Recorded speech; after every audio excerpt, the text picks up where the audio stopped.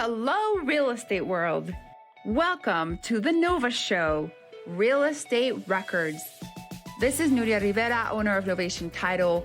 I wanted to create the space for you guys to be able to share success stories, but not only success stories. I also wanted you guys to be able to share raw stories. Everything that you have learned from the failures, the lessons, the wins. This is a space for our community to come together so that we can help each other rise to the next level. This is the space to be vulnerable, and this is the space for us to all be able to support each other in this real estate world. Please enjoy this episode. Hello and welcome to the Nova Show Real Estate Records. My name is Tristan Hammett and I am your host for today's episode. And today I have a very special guest, Caterina Bezer Bird. She's an exceptional realtor with an inspiring journey from Moldova. She has risen to prominence in the real estate industry. Her journey began with only $400 in limited English skills at the young age of 20, but her determination led to success. Since 2013, she's been a force in real estate, known for her strong work ethic and exceptional service. Recognized as Best of SLC Real Estate Agent in 2020, 2021, and 2022, Caterina is trusted and reliable. Beyond her career, she's a devoted mother and wife, and her love for sports and the outdoors strengthens her client connections. So welcome, Caterina. Thank you so much for having me. I'm so glad to be here with you. I met Caterina through our owner, Nuria. They already know each other, and I've been blessed to be your marketing rep, and it's been so fun getting to know you and spend time with you. And so tell us about yourself and your journey into America, because that's an inspiring story. Yes, I moved to America, and, numbers after a while kind of like start to blur, but I've been here for 11 years now. And when I moved, I moved here with $400 in my pocket, and I didn't speak very much English. I was in Florida for 3 months. That's where I had a contract. It was called Work and Travel. You get to work for 3 months and then travel for a month, and then you go back. So I worked in Florida. I worked for 3 months, and then I kind of wanted to stay at that time, but my mom's like, no, you got to finish your college degree. And anyways, so I went back, and then second year I applied again, and I came to Nevada. I was working in Wendover at one of the casinos. And English was a little bit better at that time, but Wendover was a very small town, and I'm like, I don't want to deal cards for the rest of my life. Mm-hmm. I didn't go to college, and I didn't travel across the world to just deal cards. Not that dealing cards is something wrong. That's just not what I wanted to do. And I had some friends. Well, a friend actually was one of my mom's friend in Florida. She was doing real estate, and I'm like, she was a big inspiration for me. And her English wasn't the best either. But I'm like, if she can do it, then I can. And then I started watching some TV shows about realtors and selling homes and helping clients. I'm like, I really love that. So while I was working in Wendover and dealing cards, I would come to Salt Lake on my days off and take classes for real estate. And then I decided to, I'm going to quit Wendover and I'll do full-time real estate. So I moved to Salt Lake. I had my son at that point, and it was a scary thing to do because I'm like, if real estate is not working, what am I going to do? Mm-hmm. I did real estate. Well, I tried to do real estate at that point. I did for 1 year. Nothing really came of it. I didn't know anything, and I had a different perspective on what real estate is. And for that year, I didn't do anything, and I was kind of running out of my savings. So I'm like, what am I going to do? And I didn't quit, but I went and got a job at a bank, and I was still doing that on the side. And then I was at the bank for a minute. I'm like, no, real estate is really calling my name. So I quit the bank, and I joined a team. I was on the team for like 4.5 years, and that was great. And then I quit the team and started my own. So yeah. Yeah, you've been on your own for about over a year now. Yeah, over a year. And it's been great. I remember you telling me one time that you like you didn't even know Salt Lake. Like, oh yeah, like you're just like reading a map and you're like trying to figure out where homes were and yeah. I mean, I couldn't go to the grocery store without my GPS because I had no idea where is what. And when I first got into real estate, they said, well, door knock and open houses because I didn't have money to invest in leads. And that's what I did. I would door knock, and I had no idea the neighborhoods that I door knock. Now that I know more about real estate, I'm like, what was I doing door knocking at 5 or 7 o'clock in the morning in certain neighborhoods that, safety. Yes. How do you feel door knocking helped you in your beginning stages of real estate? Because I've heard agents that aren't from here, they've had great success door knocking. Yes, and I would say that was my main lead sources. When I first started, it was door knocking and open houses. And there's times where I just door knock, didn't know. I was just door knocking. That's it. Like I would get a neighborhood and door knock. Then I'm like, I got to be a little bit more purposeful with that. So every time I did an open house, I door knock around the neighborhood. It's not difficult. It's pretty simple. Yes, it's hard work, but it's pretty simple. Pretty boring too. Yeah. But that's what I did, door knocking and open houses. And I think, and I'm not doing door knocking as much. If I do have an open house, I will door knock 5 doors to the left, 5 to the right, and 10 across. Versus before I was door knocking a lot more. Okay. But I'm still doing, the door knocking and open houses. This is what is the main lead sources right now is open houses, or one of the main lead sources is open houses. That's awesome. And when you door knock, I mean, everybody's curious when a home goes up for sale in their neighborhood. They're curious to know what it's selling for. I don't know so much about who is selling the home, but what's selling for. And if you show up on their step door with some marketing materials that looks really good, they're going to keep you in mind for when they're thinking about selling, or they know a friend or a family member that want to be close by. Mm-hmm. So now, do you feel like your business now is more based around referrals and the open houses still for getting leads? Yes. My database, I do focus pretty heavy on and I don't go wide, I go deep. So whoever is in my database, I focus very heavily on my top 50. And that's a big lead source for me. And then open houses. I don't buy leads, not right now. When I grow a little bit bigger, there will be a different conversation. But for now, yes, open houses and my top 50. Okay. And when I say my top 50, I am in contact with my top 50 once a month. Any kind of contact. Okay. And a text message is not a contact, but on the phone or a video text. I'm pretty heavy on sending video texts. I think those are great because people look at those. Yeah. Once a month. They're curious. What is this? Yeah. What is she sending? Yeah. Once a month they hear from me. And it's, it's funny because after you do it for a while, it's kind of like they're expecting it. Mm-hmm. And it's even funnier when they respond back with a video. And my videos are not necessarily, sitting at my desk looking pretty. Like sometimes I send videos when I'm working out and my makeup is not done and I look a hot mess. But that's just my real life. Yeah. And my top 50, I know everything about their life. They're just not just my clients in my database, but like I build relationship with those people, right? Yeah. And I know their kids' names and what they do for sports and like everything. Yeah. I think that's so important, you Yeah. know?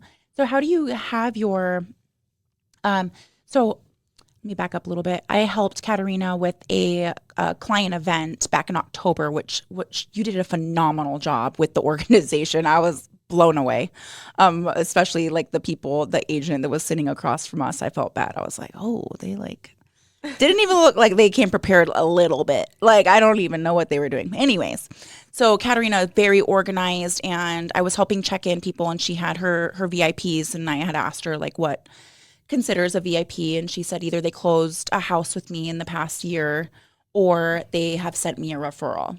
So how do you get your past clients to send you referrals to keep you, out of all the real estate agents, keep you in the front of mind?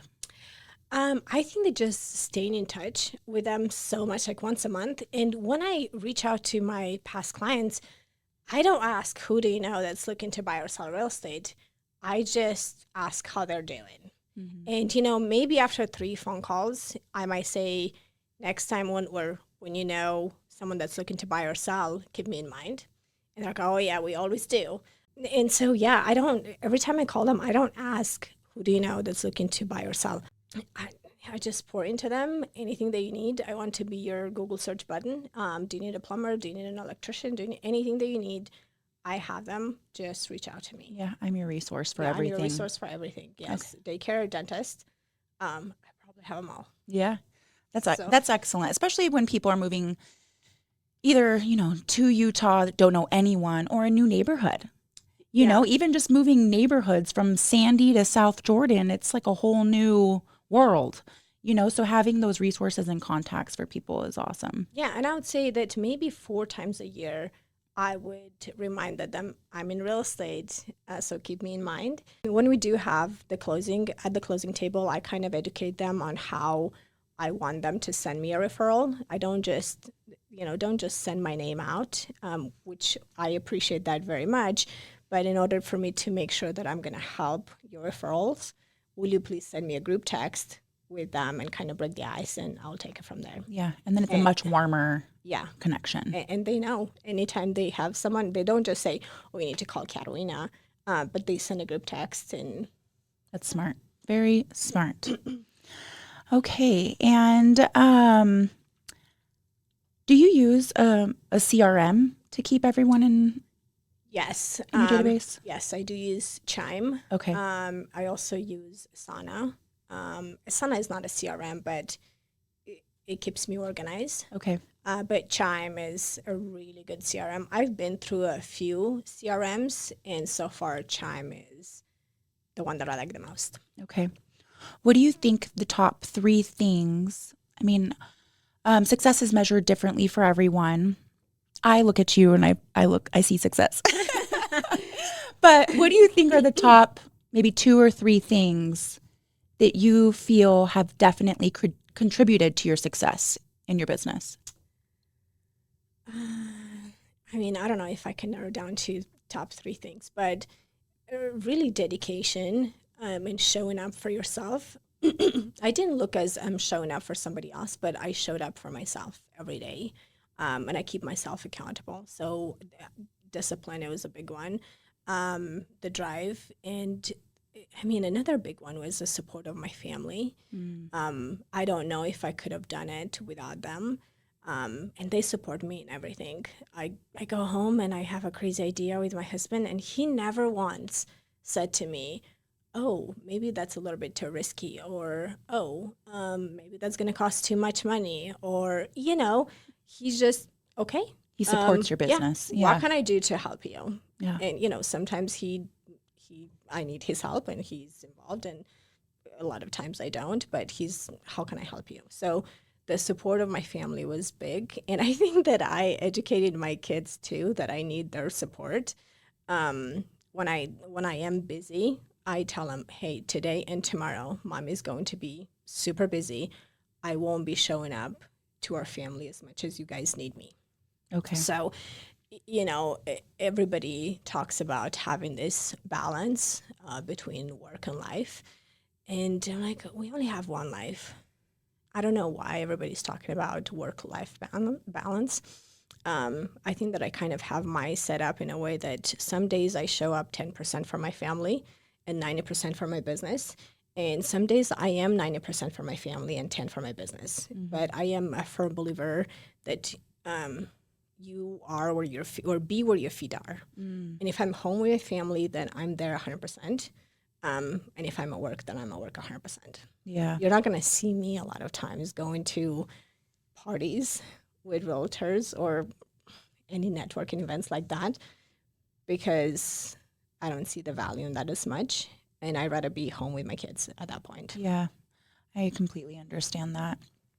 And let's talk about like your workspace, because I know that you talked about dedication, and I know that you're the type of person that you do dedicate hours in your morning to your business, making phone calls, doing all your touches, doing all of the things that you need to do.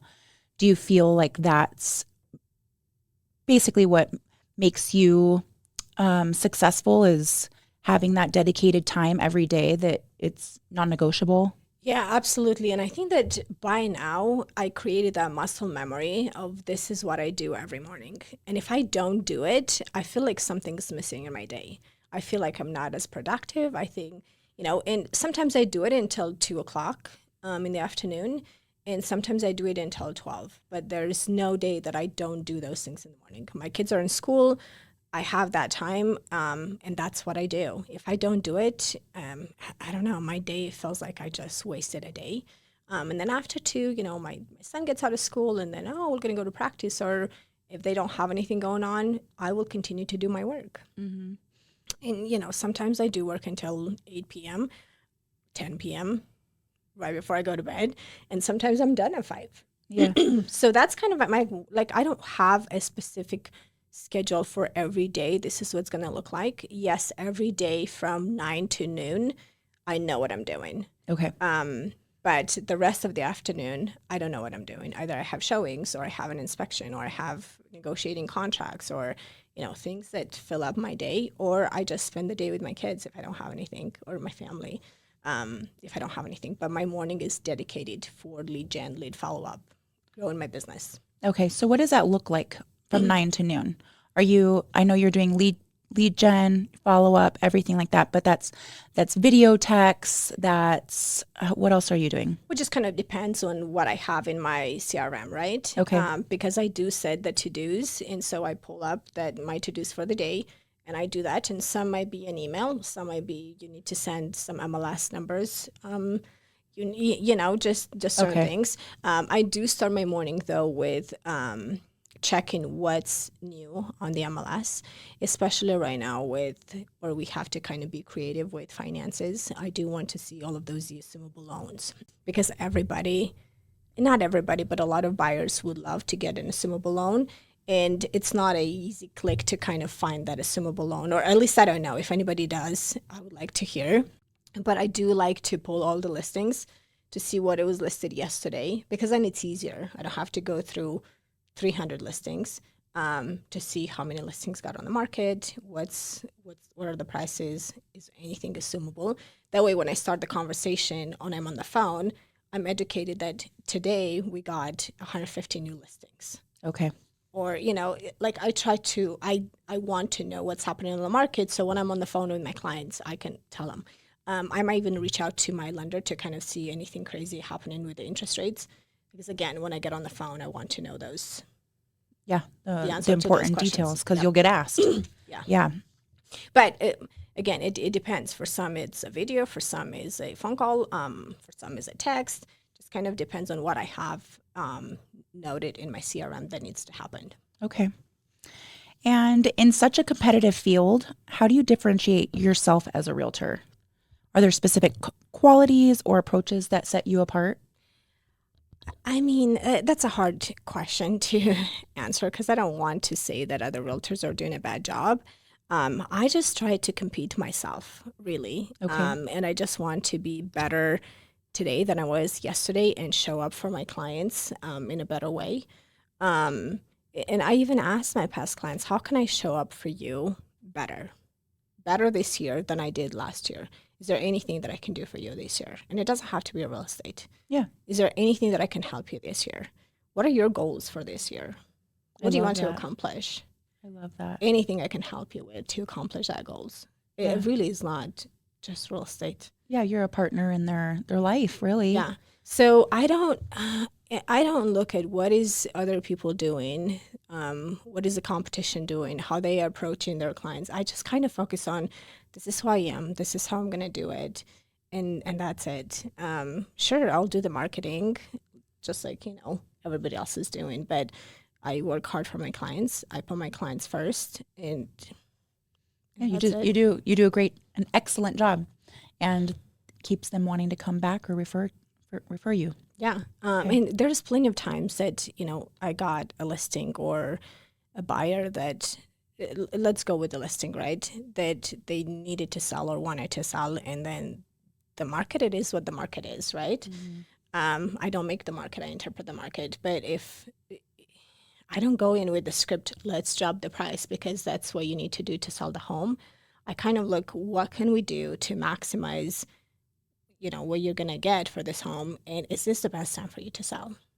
Right. And there are plenty of times where I said, maybe let's keep it on the market or take it off the market. Maybe let's look at Airbnb it for 6 months or rent it for a year, or again, looking at what's best for them, or can they do an assumable? Can they sell at an assumable? Or like looking for what's the best option for them to just make it work. Okay. Excellent. And do you have a memorable story of overcoming a challenge in a real estate deal or situation that maybe others can learn from? Or I mean, every transaction in real estate is wildly different. Different, yes. I don't know if I can speak to, or to what extent I can speak about certain transactions. So I'm probably going to choose not to. But one thing that I found that's easier with my clients, I always recommend do a pre-listing inspection. Okay. And if anything comes up in that inspection, make sure that you fix them. If there's something that is, big, then we need to disclose. But that's one thing that I think that is overcoming those challenges that appear after. You're being like proactive. Get them done before it becomes a challenge or becomes a problem. Is that common for agents to do? Because I've heard you say it before, but I haven't, and also it may have not come up in conversation, but I haven't heard anyone do that before, but I think it's brilliant. So, and I was talking actually with an agent, and she said, I don't do that because I'm afraid that there's something going to be that is going to come up in the inspection that we will have to disclose. And what if the next inspector or the buyer's inspector is not going to find that? Like, well, I don't really care for that because I want my buyer to sell a good home. And if there's a problematic home, then I want to know. And if it's something big that needs to be disclosed, then it needs to be disclosed. And there's plenty of times when, if we did an inspection and the buyer comes and writes an offer, I will disclose that inspection report. And I don't say I will disclose the inspection report, but now you don't have the right to do an inspection. Right. No, it's, Mr. Buyer, my client did an inspection report because they wanted to see if there's going to be any problems. And here's a copy of it if you'd like it. Yeah. And that's it. So yes, I disclose that. I don't think that I'm not scared of what if something comes up that you need to disclose. Well, we need to disclose. Yeah, and it needs to, depending on what it is, it needs to be addressed. Yeah.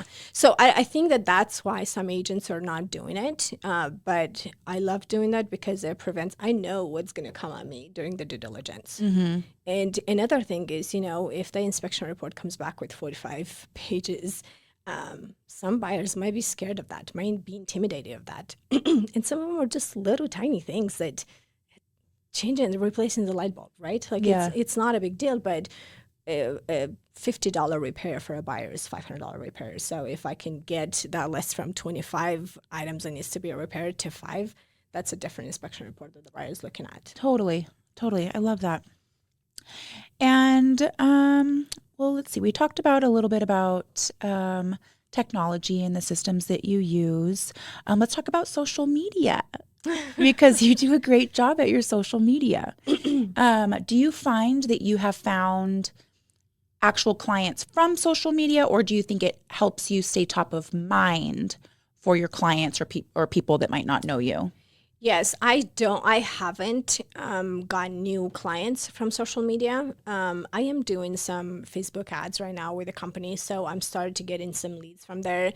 I can't really speak to it because I don't know where that's going. Okay. I haven't had much success, but like I said, it's very fresh. I just started, so we'll see where that's going. But having a social media presence, again, I didn't get new clients, but I did get people that are, or we were friends on social media. They were not in my CRM. They're not in my database, but yet they would reach out. And actually, I just got a listing 2 months ago from someone that said, I know, I've seen how successful you are. And I have a few friends that are realtors. I want you to come and list my house. Oh, okay. So, right, like it's not a new contact. Yeah. It's not a new person, but they're not in my CRM. So sort of they are a new person. So yes, to that extent, social media has helped. And even past clients, it's funny because I didn't thought that social media works as much, and I actually hate posting on social media. There's days I'm like, I just don't want to do that. But I was helping one of my past clients. Well, not necessarily past clients. We're just friends for a long time, and I helped their parents, and he made the comment of, you're doing amazing. So-and-so was helping them in a different state, and they don't even have a Facebook page.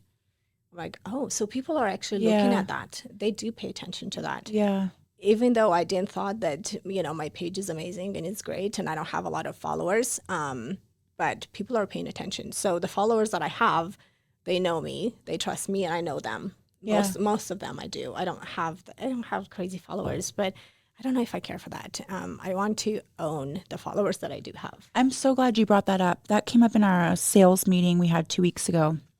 And it was taking your offline clients online and your online offline.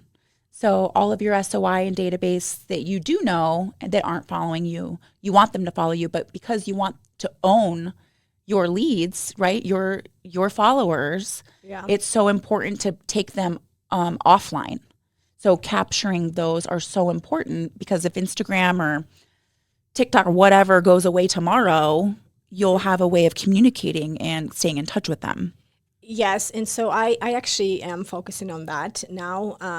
I do have a VA, and so she's going through my Facebook friends and kind of compare to, oh, this person is your Facebook friends with them or Instagram friends, but they're not in your CRM. So what can we do to put them in the CRM? And some I do have some realtors from other states that I'm like, I don't know who they are, but let's get to know them. Yeah. And then I send a message, or like I try to connect with everybody that we are friends on Facebook. Yeah, become referral partners. And take them offline where they become part of my CRM.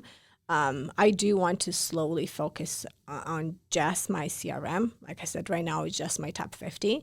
And when I can handle more, it will be top 100. But putting everybody from Facebook or Instagram into my CRM, it is what I'm working on. Okay.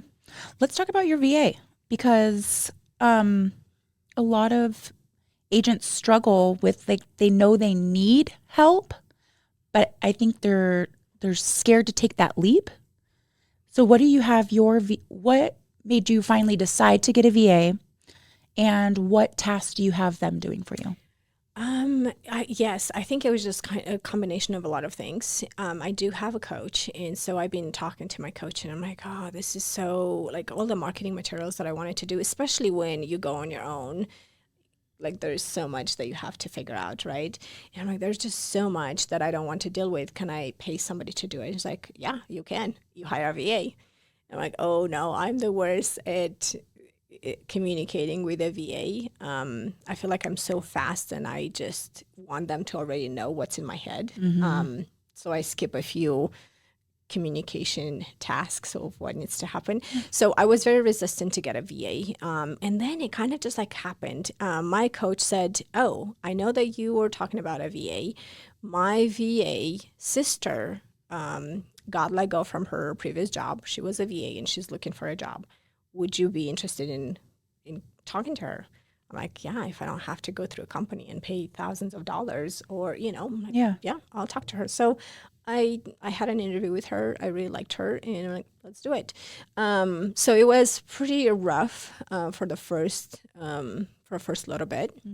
But then now anything that I don't want to do, I just have an Asana and I put the tasks in there. Okay. And then I give her a deadline. And some are like urgent that has a deadline that needs to be done within a week. And some is when you're done with these tasks, you can go back and work on the Facebook people and bring them into my CRM. So that's just what she's doing. Okay. Like right now, I am working on delivering pies for Thanksgiving. Oh. And I needed to do this a little bit sooner, but because I had some health issues, I just didn't even know if I'm going to do it. So in the last minute, I decided, okay, I'm going to do it. Maybe not top 50, but top 25. And so I just had her, can you please put me a list of top 25 people that I can deliver a pie and put them into an ad or put them into like a Google spreadsheet or a map where I can just go from home to home. And that's what she's doing. Oh, awesome. While I'm doing the podcast. Oh my gosh. The day before Thanksgiving. So well, you're getting it done. So that's awesome. Yes, but anything that I don't want to do is I have her do it. I'm doing an open house, right? Okay, please get me the people around the open house who I can door knock, create the open house marketing materials, post social media. She does a lot of posting on social media right now. Of course, I create those posts in advance. And my goal is by the end of the year to have the next year to be all mapped out and planned. Sure, I'm going to have to do some videos in between that is more current. Yeah. But anything that it doesn't require video, I want that to be planned for the entire year. I love that. I think that's so important just to have the content, your marketing, your social media marketing content all planned out. And if you just like dedicate a day to it, I mean, and then as you go, because you do post things about your family, you can post that as you go when it happens, but at least you have all the other things planned out. We had a conversation. So I meet with a VA once a week and just kind of talk, this is what we're going to do this week, or this is my top 2 goals that I want to accomplish for the week. So I meet with her once a week, and actually we decided that every week I'm going to record 10 videos. It's going to be 10 educational videos and 10 just like the funny little videos that you see on TikTok. Mm-hmm. So I do want to do, maybe not every Tuesday I do that, but if I record one Tuesday, 20 videos, then that's good enough for a little while. Yeah. So maybe once a month I record. Right. I don't know how that's going to be working, but that's the plan that I have. Yes, yeah. That's a plan that I have. And to me, if you just make it once a month, that seems doable than like coming up with 2 ideas a week, and you're like, oh my gosh, what am I going to post about today? It's very doable. And she's been really great. And with the help of AI right now, it's like so easy. I just asked her, please send me 10 videos, educational videos, what I can do videos on. And she sent me the script and I looked through it. I'm like, yeah, I like this. I like this. I don't like this. Maybe adjust it with ChatGPT. She'd throw that in ChatGPT and send me a few other options. And I'm like, oh, yeah, we can do this. Perfect. So that's perfect. I have her do a lot. But that's good. How long have you had her?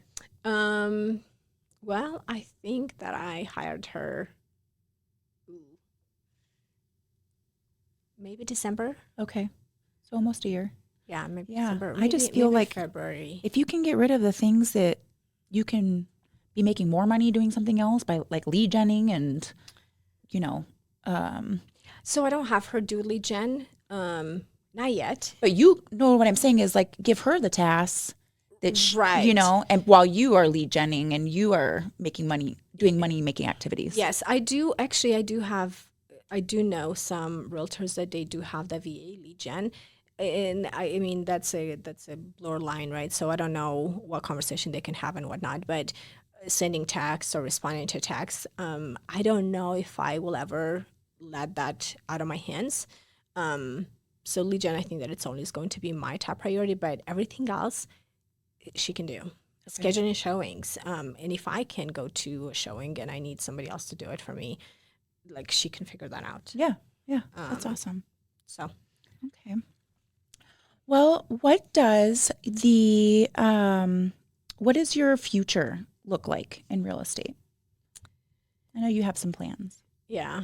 I'm not going to be in production for the rest of my life. So my plan is to grow a team, and then just kind of coach the team that I have. That I would say that that's my long-term plan. But I don't want to just focus just in real estate. So I don't know. Maybe I'll have a title company at some point. A what company? A title company. Maybe a lending company. I don't know. I do have sort of a map on what kind of I want to accomplish, but I know that I don't want to just service people in real estate for the rest of my life. I think that I'm always going to help clients here and there, but not be in production as heavy. I do want to coach other agents to do it. I was going to say, don't you do a little bit of that? I do. I do. So I would like to get to grow that a little bit more. But I feel like I got great coaching, and I have so much knowledge in real estate that it would be a shame to not share that. Mm-hmm. So helping other agents that were in the position that I was when I first started, and help them grow, it will be a big deal for me. Why do you feel like that would be is a big deal for you? I love helping people. Okay. And if you would have met me 10 years ago, I was shy. I was not very confident. I'm just a mom, and I'll take care of my kids. Nothing's wrong with that, right? Yeah. But like that's who I was. I didn't see myself having a big career, and just even speaking the way I speak now. And if I did that, I think that I can help other people do that too, and just become better and helping others become better. Yeah, your story is so inspiring. I mean, I couldn't imagine moving to a foreign country with $400, not knowing like what my next step is, Yeah, I kind of ran away from home. I mean, that's another story, but my mom had plans for me to get married, and she already had like a guy in mind and a job lined up, and she wanted me to do all of those things. And, I was actually helping her sister, my aunt, put wallpaper on her wall. She was getting ready for a party. I don't remember the details, but we were doing that. And I told my mom, I'm going to America. She's like, yeah, okay. No, I'm going out tomorrow. And she just kind of like dropped everything. What? Because the first time I came, she wanted me to, right? But the second time she knew that I wanted to stay, and she didn't want me to come. So I didn't tell her that I'm going. I went to the embassy on my own and did the interview, and they actually refused me. Said we're going to have to look into some things. And refused me, and then they called my mom's house. Said, we're looking for Caterina. She got her visa, so she needs to come and get her passport. And my mom was like, somebody called and said this and this. I'm like, oh, yeah, it's probably from last year. I don't know, because I haven't applied for anything. And I hang up the phone. I'm like, what? That usually never happens. If they tell you no at the embassy, it's a no. But they did keep my passport, because it's just another crazy story. When I was the first time in Florida, I got arrested. Oh, no. I didn't do anything crazy to get arrested for. I was working at 7-Eleven, a cashier, and somebody came under the age of 21, and I sold them a beer. Oh. Right. So yeah. So it was undercover, and then the cop comes in, and he wanted me to pay the fine, but he went through my purse and saw my passport with my flight, which was the next day flight, and he said, oh, you're flying out tomorrow. You're not going to pay your fine, so we're going to arrest you. And they arrested me. So I was arrested for like 7 hours, and then I bailed myself out, and I went home and finished packing my bags, and the next day I flew out. Oh, no. So when I went to the embassy the second year, they saw that arrest, but I guess they couldn't see details about it, or I don't know what it was. Maybe they thought I didn't pay my fine. So they told me that we're going to have to look into things, and then we'll let you know. So when they said that, I'm like, I'm not going back to America. So I was looking to go somewhere else, Dubai or whatever other options they had available. So when they called my mom and said to tell her to come, she's got her visa. My mom had no idea. Yeah. And yeah, she called me and she tells me that. And I'm like, oh, yes. But I didn't say anything. I'm like, yeah, it's probably from last, I don't know what they're talking about. I didn't apply because she knew that I didn't have any money to apply. Yeah. But when I came here the first year, my aunt actually helped me with money. So I worked, I paid her the money back, and then I saved every penny that I can because I knew that they're not going to help me again. So the second year, she was relaxed that I'm not going anywhere because I didn't have any money in her mind. But yet I did have my savings. So when I told her that I'm leaving and I'm leaving tomorrow, she lost a little bit. But she's very happy that I am here now. Because she's here now. She's here now. She's so cute. Yeah, she's here now. Oh my gosh. Yeah. Well, I really appreciate you coming on. Do you have any final words of advice or anything that you'd like to share? You know, being in real estate is a crazy industry and it could drain you a lot. I think that the only advice that I could give someone is show up for yourself and be where your feet are.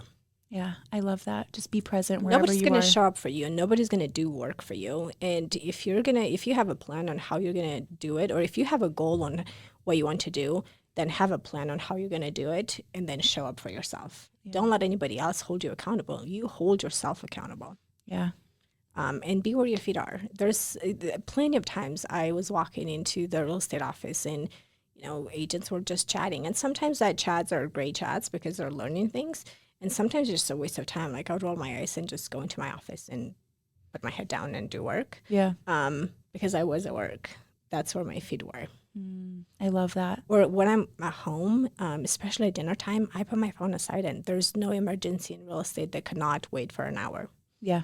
And then when I'm done with dinner and my kids are off to do their things, I can check my phone and respond to my text. And I'll respond to my text or to my clients, sometimes even 11 o'clock at night.